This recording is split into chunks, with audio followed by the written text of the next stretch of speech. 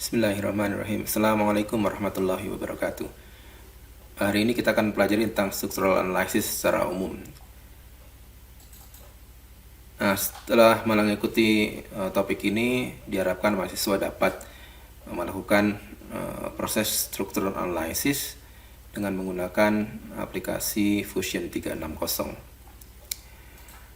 Structural analysis sendiri sebetulnya meliputi banyak jenis analisis ya. Yang pertama adalah static structural analysis, kemudian non-linear static structural analysis, kemudian ada frequency analysis atau disebut juga model analysis, kemudian ada buckling, ada dynamic analysis, ada rigid dynamic analysis, ada explicit dynamic analysis. Nah, explicit dynamic analysis dan non-linear static analysis ini banyak digunakan di dalam proses manufacture. Tapi saat ini kita tidak akan bahas ya. Untuk topik kali ini kita akan batasi hanya membahas tentang static structural analysis. Kalau kita bicara tentang static structural analysis, maka kita tidak bisa terlepas dari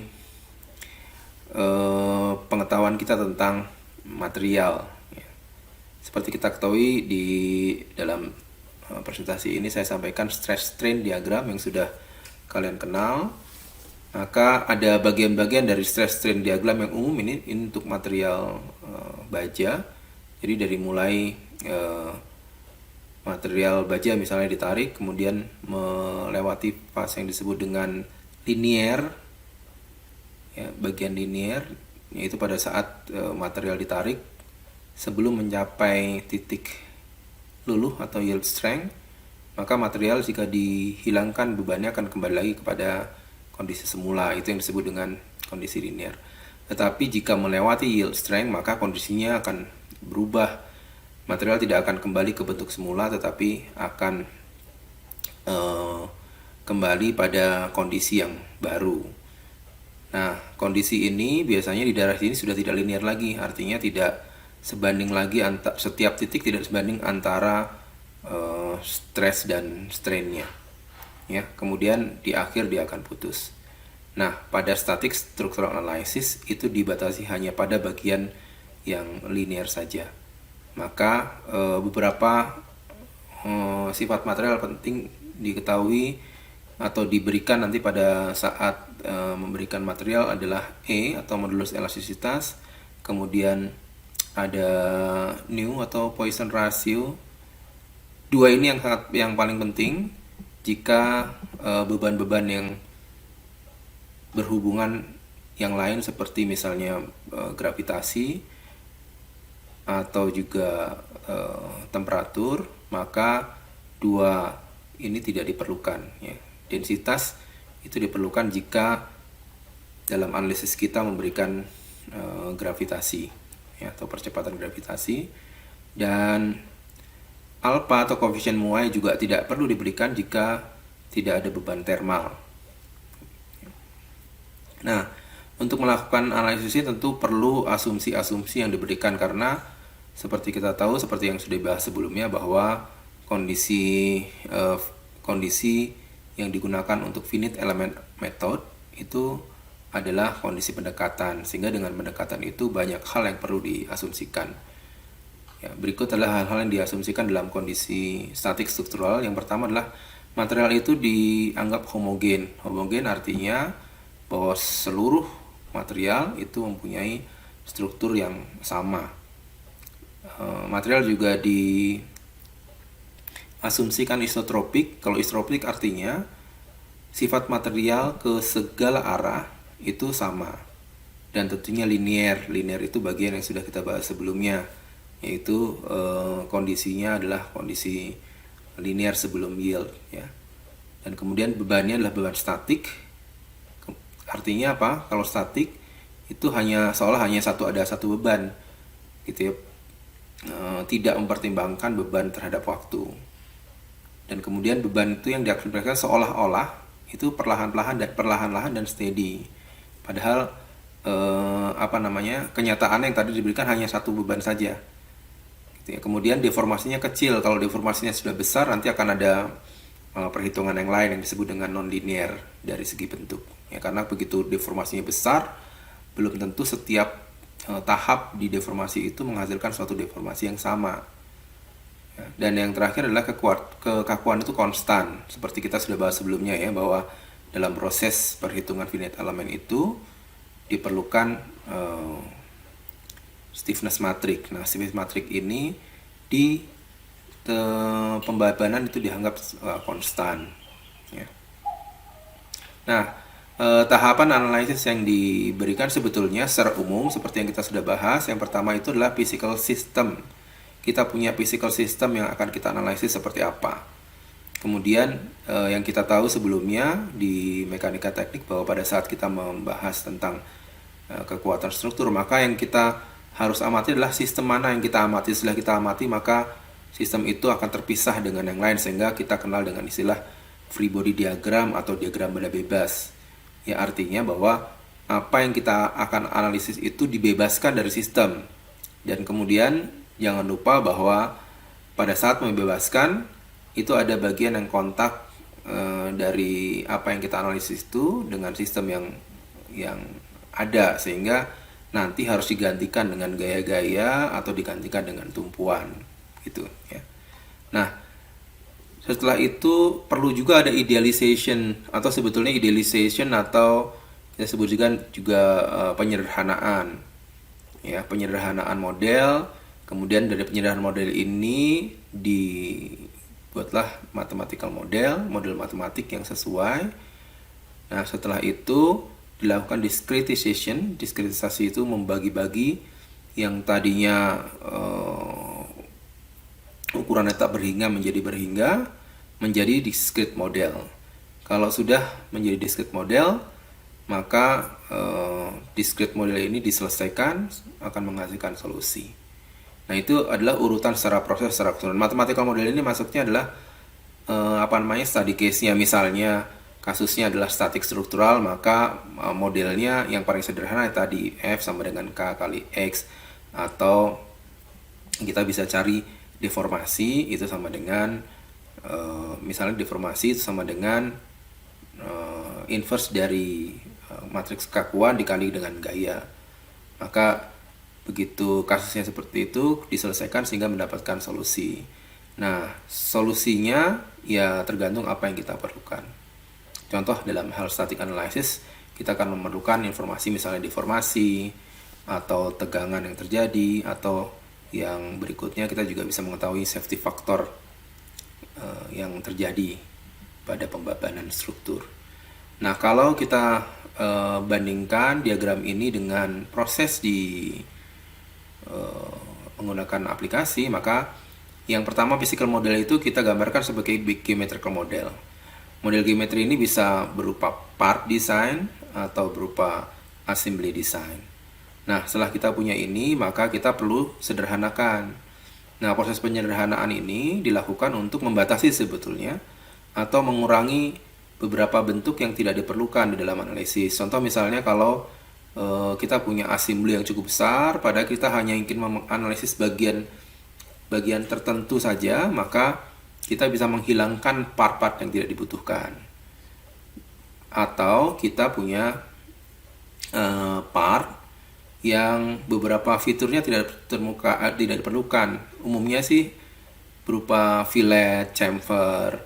Karena begitu fillet dan chamfer itu tetap ada, padahal tidak terpengaruh pada perhitungan, maka jadi akan membebani perhitungan. Sehingga kita perlu melakukan simplifikasi model.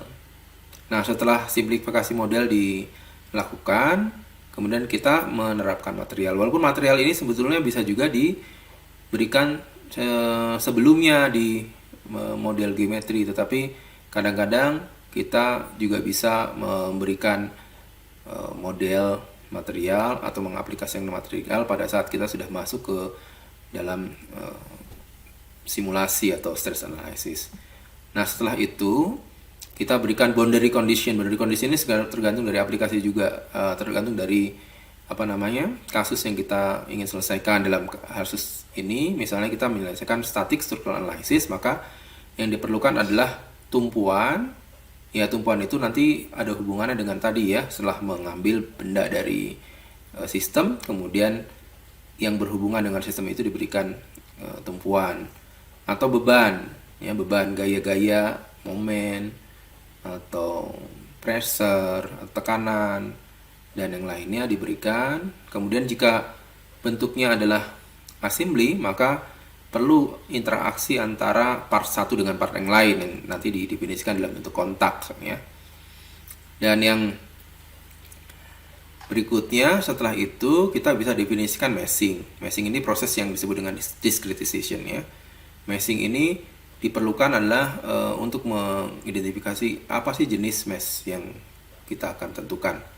Kemudian berapa ukurannya, atau meshing tersebut linear atau parabolik. Nah, kemudian setelah itu bisa dilakukan penyelesaian, dan yang terakhir adalah bagaimana menginterpretasikan hasil yang sudah dihitung. Ya, kalau saya gambarkan di dalam proses di Fusion 360, kita bisa lihat, misal saya punya model seperti ini. Kemudian dari model tersebut disimplifikasi, karena kalau kita lihat di luar-luar ini banyak sekali di luar dan di dalam sini ada fillet. Nah, fillet ini sebetulnya kita tidak perlukan, sehingga kalau kita perlukan disimplifikasi, dihapus, dihilangkan. Kalau sudah dihilangkan, baru kita apply material. Dalam materialnya ada tiga, ini ada tiga komponen. Satu, ini ada pin, ada bus ya, busing 1, 2. Jadi ada tiga komponen yang semuanya kita berikan material. Misalnya materialnya sama dalam kasus ini, misalnya menggunakan aluminium 6061. Setelah diaplikasikan, kemudian diberikan boundary condition dalam hal ini tumpuan.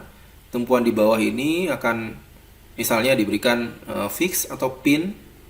Ya, kalau misal memang secara hubungan di dalam sistem dia memang masih bisa berputar, artinya pin, ya berikan pin, tidak harus diberikan fix ya. Kemudian dua bus ini diberikan gaya ke arah atas, misalnya sebesar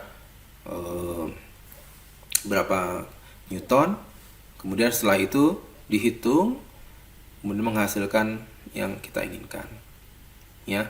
Kita juga bisa melakukan editing jika misalnya hasilnya ternyata tegangannya masih terlalu besar atau safety faktornya tidak sesuai dengan yang kita inginkan misalnya. Maka kita juga bisa membuat bandingan ya, jika modelnya kita ubah atau berikan sesuatu penguat yang lain, maka bentuknya seperti apa. Ini bisa juga dilakukan dengan mengedit geometri yang sudah dibuat, atau bisa membuat analisis baru dengan geometri baru yang ditambahkan struktur lain, sehingga nanti kita bisa melakukan komparasi antara analisis yang pertama dengan analisis yang kedua. Oke ya, berikutnya saya akan tunjukkan di Fusion 360 bagaimana cara untuk bisa menyelesaikan kasus ini.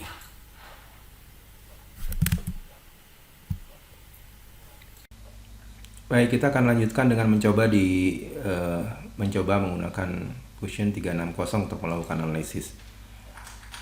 Sebelumnya kita juga sudah melakukan dalam konteks yang lebih sederhana, yaitu cantilever. Mungkin ada beberapa yang sudah mencoba, ada yang belum. Pada kesempatan ini kita akan mencoba dengan model yang lain ya. Tapi saya akan membahas lagi secara umum prosedurnya bagaimana untuk menyelesaikan permasalahan structural analysis dengan menggunakan Fusion 360. Dan ini sebetulnya tahapan ini juga sama jika kita menggunakan software-software lain selain Fusion 360. Nah, yang tadi sudah dibahas, urutannya pertama kali adalah kita sudah mempunyai model geometri. Tapi model geometri ini tentunya tidak harus dibuat di Fusion dari awal, tetapi tentunya bisa ya, di Fusion ada desain. Hingga di desain ini kita bisa melakukan pemodelan dengan metode yang sudah kita kenal di Inventor ya, ada extrude, ada revolve, ada membuat lubang, ada pull, dan seterusnya ya. Atau kita juga bisa mengimport data yang sudah kita buat dari Inventor atau software yang lain ya. Dalam kasus ini kita akan open Kita klik. Kalau kita lihat ini ada upload. Upload ini digunakan jika kita ingin mengunggah di cloud, karena Fusion pada dasarnya juga bisa bekerja di cloud. Ya, artinya kita juga punya data di cloud system, sehingga kita tidak perlu kita bisa membuka di mana saja. Upload atau kita bisa open ya. Kalau kita open, maka kita juga bisa membuka file-file yang sudah kita upload di di cloud, atau kita bisa juga membuka file yang ada di komputer ya. Sini saya akan buka pada komputer. Apa saja yang bisa dibuka? Banyak ya, termasuk dari AutoCAD, dari Inventor, dari CATIA V5, dari Pro Engineer yang terkenal software-nya ini ya. Ada Rhino, ada SolidWorks atau yang lain ya. Jadi saya akan buka file Fusion sendiri, yaitu F3D. Kalau saya buka yang ini, maka saya akan mendapatkan model seperti ini. Nah, model ini tidak hanya part assembly. Kalau kita lihat di bodinya ada beberapa ya, body 1, body 2, body 3, sehingga file ini adalah file assembly. Nah, ini adalah desainnya sudah 3 file. Kemudian untuk melakukan analisis, model geometri sudah ada. Untuk melakukan analisis, kita masuk ke simulation ya. Di simulation ini kalau kita pindah dari desain ke simulation, maka ada pilihan akan melakukan studi apa jenisnya. Ada static stress analysis, ada model frekuensi, itu yang frequency analysis, ada electronic cooling, ada thermal analysis, ada thermal stress, kemudian structural buckling, non-linear static stress bisa dilakukan, event simulation. Event simulation itu mendekati ke explicit dynamic, kemudian ada shift optimization. Kita akan melakukan static stress secara default, ini yang dipilih, kemudian kita create study. Nah, kita masuk ke bagian static stress analysis ya. Urutannya seperti yang sudah dibahas tadi ya. Kalau sudah masuk, maka kita bisa menggunakan simplifikasi. Simplifikasinya kalau ada komponen yang tidak ingin gunakan, kita bisa hilangkan. Kalau fiturnya saja, maka kita bisa hilangkan fiturnya. Maka kita masuk ke simplify. Di simplify ini ada beberapa pilihan, kita bisa membuat, atau kita bisa remove, atau modifikasi. Nah, saat ini kita akan melakukan remove feature. Dan yang di remove itu bisa semua feature, select all. Karena kalau saya pilih, karena ini ada 3 bagian ya, bodiesnya ya, bodinya 3, maka saya pilih bagian ini yang akan saya simplifikasi. Maka ini sangat tergantung dengan ukuran. Kalau ukurannya besar begini, yang mentok begini, semuanya akan dihilangkan karena kita memilih semua ya. Ada fillet, ada hole, ada chamfer, ada extrude, revolve, semuanya akan dihapus ya. Nah, karena itu apa yang kita hapus mungkin juga kita bisa pilih spesifik di sini. Misalnya kita hapus hanya fillet, maka semua fillet akan dihapus, termasuk yang luarnya yang besar karena ukurannya besar. Karena itu kita bisa juga drag sehingga ukurannya seperti yang kita bisa harapkan. Misalnya yang saya akan hilangkan, yang luar ini aja, maka ini pasti yang hilang hanya bagian-bagian yang di berwarna-warni ini ya. Kalau sudah sesuai, kita bisa delete. Maka sekarang sudah disederhanakan ya, banyak fillet-fillet yang sudah dihilangkan, terutama fillet-fillet yang kecil tadi. Nah, karena itu proses simplifikasi sudah selesai, maka kita bisa keluar dari simplify. Oke. Yang berikutnya seperti urutan yang tadi ya. Dan kita masuk ke material. Nah, material ini sebelum masuk ke sini saya akan tunjukkan lagi bahwa material itu ada beberapa hal ya. Ada kita langsung menentukan material, atau kita juga bisa melihat ya properties materialnya, atau kita bisa juga manage, artinya kita juga bisa menentukan sendiri ukuran seperti apa ya. Nanti kita akan di latihan lebih detail ya. Tapi saat ini kita akan mengaplikasikan material saja dengan cara memilih studi material. Kemudian material study ini secara default, kalau kita tidak memberikan material pada desain, maka otomatis yang dipilih adalah steel ya. Kalau kita ingin mengubah, maka kita bisa pilih yang studi material ini. Studi material ini kalau saya pilih, kita bisa pilih material apa yang kita inginkan. Tapi kalau misalnya saya ingin memilih 3-3-nya atau semua yang dipilih, maka kita bisa blok dulu semua. Jadi kalau warnanya sudah seperti ini, artinya keblok semua. bahwa material ini akan saya berikan dengan material yang sama. Ya, studi material saya klik, kemudian pilih material apa yang kita inginkan. Kasus ini saya akan memilih material aluminium 6061. Begitu saya pilih, begitu diklik di semua, maka semua akan berganti aluminium 6061. Artinya apa? Semua body, semua part itu mempunyai material yang sama. Saya close, material sudah selesai, maka urutan berikutnya adalah constraint. Constraint ini seperti yang kita sudah bahas ya. Jadi kalau di mekanika teknik ada namanya free body diagram, itu dilakukan untuk mengisolir sistem yang akan kita analisis. Ini juga begitu ya. Jadi ini bracket ini bagian dari sebuah alat angkat.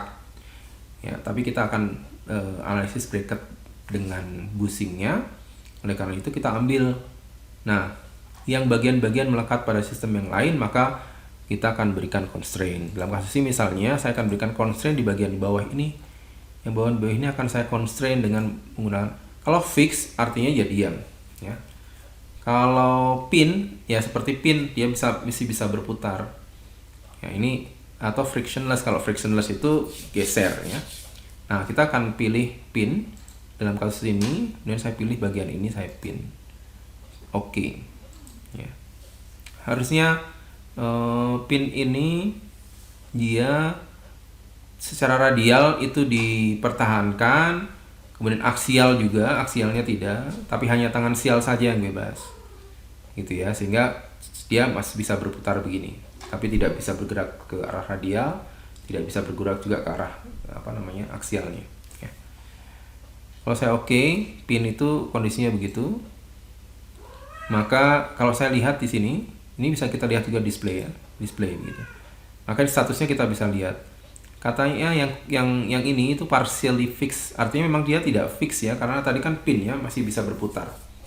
Kalau yang merah itu dia free, artinya belum diberikan constraint apapun yang merah ya. Nah, padahal kita akan memberikan yang berikutnya gaya, force. Nah, force ini bisa macam-macam ya, bisa pressure, bisa moment dan lainnya. Jadi kalau saya klik force-nya di sini dengan permukaan dan permukaan ini, saya ingin ke atas besarnya misalnya. Oke, besarnya saya berikan 2000 Newton misalnya. 2000 Newton ke arah atas ya. 2000 Newton ke arah atas. Kalau kebalik ya kita bisa balik dengan yang ini ya. Dalam kasus ini saya arahnya ke atas sebesar 2000 Newton, berarti 2000 Newton itu total dari kedua permukaan itu diberikan 2000 Newton. Artinya kalau jaraknya sama ya, jadi dia besarannya sama. Kalau kalau sudah saya maka dia sudah diberikan gaya. Tapi jadi masalah, dia masih tanda tanya ya. Kita lihat ya, kita displaynya kita lihat lagi, yang tadi masih kondisinya masih sama. Karena apa? Begitu kita model yang kita analisa adalah model assembly, maka harus ada hubungan antara part 1 dengan part lain. Kalau tidak ada kan seolah ini lepas, nggak ada hubungan sama sekali.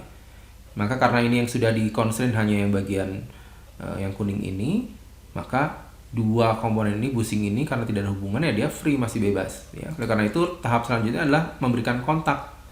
Nah, kontak ini bisa manual kontak, bisa kita aplikasikan dengan memilih benda ini dengan ini kontaknya apa. Tapi kita juga bisa berikan secara otomatis ya. Nah, otomatis ini sangat mudah karena begitu bendanya nempel udah pasti dianggap kontak ya, udah dideteksi sebagai kontak. Tetapi ini ada juga, kalau misalnya bendanya ternyata ada gap kecil gitu ya, 0,1. Kalau 0,1 itu dianggap kontak, maka kita bisa tentukan di sini bahwa yang punya gap sebesar 0,1 itu dianggap kontak ya. Kita generate. Begitu kita generate, maka 100% kita lihat di sini ya, di kontak ini. Kita edit, dia udah ada dua kontak. Kontak yang pertama itu bonded, yang kedua bonded. Bonded itu artinya nempel. Jadi kalau misalnya benda 1 dengan benda 2 itu kondisinya dihubungkan dengan pengelasan, pasti bonded. Dihubungkan dengan pengelaman, dia bonded. Atau dalam kasus ini dihubungkan dengan hubungan suaian. Kalau dia suaiannya sesak, suaian paksa apalagi, udah kita bisa berikan pendekatan sebagai bonded ya. Kita sekarang saya lihat ya kontak. Ini saya lihat status displaynya. Ternyata semua dia partially fix, dia belum fix betul, tapi partially fix. Artinya apa? Ya dia masih bisa bergerak, berputar, ya, dan dia bisa bergerak. Oleh karena itu, bagaimana supaya dia tidak bisa berputar penuh? Maka kita bisa tentukan constraint yang lain sebetulnya. Jadi kalau saya constraintnya structural constraint, kita bisa pasang, sebetulnya bisa juga pasang frictionless atau pasang juga fix, tapi yang kita fix hanya ke arah X saja, bisa begitu ya. Atau misalnya kita buat saja di sini itu frictionless nih. Oke, kita bisa lihat ya. Ini sudah centang, tapi kalau kita lihat display, sebetulnya dia tidak benar-benar fix. Karena tadi ya masih bisa berputar, karena ini kan sliding ya, bisa berputar. Maka dia warnanya menjadi cyan atau potentially fix, ya, close. Nah, ini sudah pre-check, artinya sudah bisa dilakukan analisis. Nah, tahap selanjutnya kalau sudah selesai seperti ini, kita bisa melakukan pengaturan meshing sebetulnya, mesh. Kalau meshing ini ada di sini sebetulnya, tapi karena meshing itu utamanya bisa dibuat otomatis. Tapi kalau kita ingin manage, ya kita bisa atur, ada local mesh setting atau adaptive mesh set refinement. Kalau kita melakukan perhitungan sekali, maka kita tidak harus kita lakukan. Kita bisa klik mesh untuk visual, tapi karena belum ada meshnya, otomatis visual ini akan membuat meshingnya. Jadi pada saat visual itu sebetulnya kita melakukan perubahan meshing. Nah, kalau kita ingin ini meshingnya masih seperti ini kasar, tapi kalau dilihat ini sudah beradaptasi, ada adaptasi ya, yang bentuknya besar di daerah permukaan yang besar, dia bentuknya besar-besar, di permukaan yang kecil dia akan membuka bentuk yang kecil. Atau kita bisa lihat di mesh ini, kita bisa edit juga di meshnya inginnya seperti apa, size-nya ya. Model base-nya itu 10% dari model base ukurannya. Kemudian atau mungkin bisa juga di scale mesh size per part. Kalau dia ada partnya beda, partnya lebih kecil, meshingnya akan lebih kecil. Artinya ini seperti itu ya. Atau nanti juga kita bisa tentukan yang lain-lain. Pada dasarnya dia parabolik. Untuk kasus yang ini, karena di Fusion itu hanya ada meshing yang jenisnya adalah tetrahedral, maka untuk kasus tetrahedral itu ordernya tidak boleh linear, tapi minimal parabolik ya, otomatis dia seperti itu. Contohnya misalnya saya paksa dengan scale mesh size per part, saya oke ya, dia akan tanda seru, berarti perlu diperbarui, klik kanan, kemudian generate mesh, dia akan membuat mesh. Nah, kalau ada model-model yang lebih kecil dari yang lain, maka model-model tersebut akan dibuat meshnya lebih kecil. Contoh kalau kita lihat sekarang ini, meshnya untuk benda yang ini lebih kecil dari yang tadi. Kenapa? Karena saya sudah menentukan meshnya dia adalah mesh per part ya. Part yang lebih kecil akan dibuat mesh yang lebih kecil, seperti itu, proportional. Ya, saya akan solve saja dulu. Nah, solve-nya ini ada dua kalau di Fusion. Kita bisa melakukan solving di cloud, atau kita bisa melakukan di lokal. Apa keuntungannya? Ya, kalau di cloud artinya menghitung nanti server cloud, sehingga pada saat kita nanti dihitung di sana, maka kita akan dikurangi nih kreditnya ya. Kalau nanti bekerja di perusahaan komersial, ya harus beli nih kreditnya, sehingga begitu kita melakukan kalkulasi di cloud pasti akan berkurang. Tapi karena kita menggunakan education license ini unlimited, jadi ya menggunakan cloud juga nggak masalah. Tapi ada hal lain yang harus diperhatikan. Kalau kita menggunakan cloud, maka koneksi internetnya harus baik, karena begitu kita melakukan perhitungan di cloud, semua informasi akan di-upload ke cloud, dan kemudian cloud yang menghitung. Pada saat menghitung di cloud, kita bisa sambil bekerja lagi. Nah, tapi tadi ya, internet harus baik. Kemudian lokal, kalau lokal ya di lokal di sini. Ya, kalau sudah di lokal artinya apa? Begitu melakukan perhitungan, kita nggak bisa bekerja. Karena apa? Karena semua resource digunakan untuk menghitung. Kita coba dulu yang di cloud ya, kalau memungkinkan, karena cloud ini tadi syaratnya internetnya bagus. Begitu saya study, saya melakukan penyimpanan dokumen, save dulu, karena setiap kali perhitungan harus save ya, hampir semua aplikasi begitu. Nah, yang dilakukan dia adalah mengirim file ke server, ya. Nah, ini sangat tergantung dengan koneksi internet, karena kalau koneksi internetnya baik, bagus ya, proses uploadnya bagus sehingga tidak akan fail seperti yang sekarang ini, ya. Nah, oleh karena itu nanti kita tidak gunakan ini, saya akan ulangi lagi, saya melakukan solve, kemudian kita gunakan lokal saja, kita solve. Nah, kalau di lokal konsekuensinya karena pekerjaan semua di lokal ya, saya tidak akan bisa gunakan yang lain ya. Jadi ini prosesnya semua diambil alih oleh perhitungan ya. Kalau kita lihat ya, preparing model itu yang tadi membuat model matematik dari modelnya, generating kontak, ada kontak, kemudian meshing. Setelah itu baru solving. Kalau sudah selesai maka sudah bisa menampilkan hasil. Langsung pindah ke hasil ya. Nah, hasil ini berupa safety factor, minimum itu 8,7 sekian, maksimum masih 15 dan warnanya biru semua. Kenapa? Karena masih di atas kriteria yang masih jauh lah ya, masih 8,7, artinya di atas kriteria yang diberikan tadi ya. Misalnya kita mau lihat di setting, kita juga bisa lakukan setting juga ya. Nah, ini stress analysisnya kita bisa dilihat di sini itu 31, MPa, yang paling kecil ada 0, sekian MPa. Jadi yang paling besar itu ada di sini ya. Sebesar 31,25 MPa. Kalau kita ingin tampilkan juga mesh-nya, kita bisa lihat di sini meshing. Kita juga bisa menampilkan jenis yang lain selain von Mises. Ada von Mises, ada principal, ada normal ya. Semua jenis ada. Kita juga bisa menampilkan displacement. Itu sebesar 0,03, artinya berapa itu? 30 mikron, kecil. Tapi kalau kita lihat hasilnya, ini seolah besar nih ya, seolah besar sekali. Kenapa? Hampir semua software CAE atau berbasis FEM itu menampilkannya dibesar-besarkan gitu ya. Artinya walaupun dia berubah sedikit saja tapi dibesarkan sehingga hasilnya seolah dia berubah. Nah, ini ada baiknya juga untuk melihat trennya. Nah, ini saya ganti, misalnya ini ada actual. Begitu saya klik actual ya kecil sekali karena cuma 0,03 atau sekitar 3 mikron ya, ini kecil sekali. Atau mungkin undeformed, tidak deformasi sama sekali. Nah, ini nggak masalah ya, tidak akan masalah. Ini saya finish research. Artinya kita sudah melakukan proses perhitungan dengan kondisi seperti yang tadi. Walaupun misalnya kondisinya tidak benar-benar fix ya. Dalam kasus ini memang tidak benar-benar fix karena dia masih bisa berputar, tetapi karena dia seimbang, di sini bebannya sama, modelnya juga seimbang, maka dia tidak akan berputar. Nah, kalau di dalam sistem besar dia akan sebetulnya membuat satu fix yang disebut dengan, biasanya ada dia membuat ada ya, dianggap ada kekakuan baru spring yang menahan supaya dia tidak berputar gitu ya.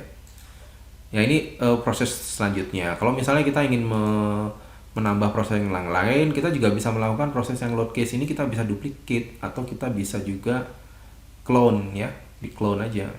Kalau di clone berarti nanti ada 2 load case pertama dan load case kedua ya. Di load case yang kedua kita juga bisa melakukan yang lain-lain lagi. Misalnya load case-nya yang lain, atau kita levelnya bukan menduplikasi load case ya. Terima kasih atas perhatiannya, semoga bermanfaat. Assalamualaikum warahmatullahi wabarakatuh.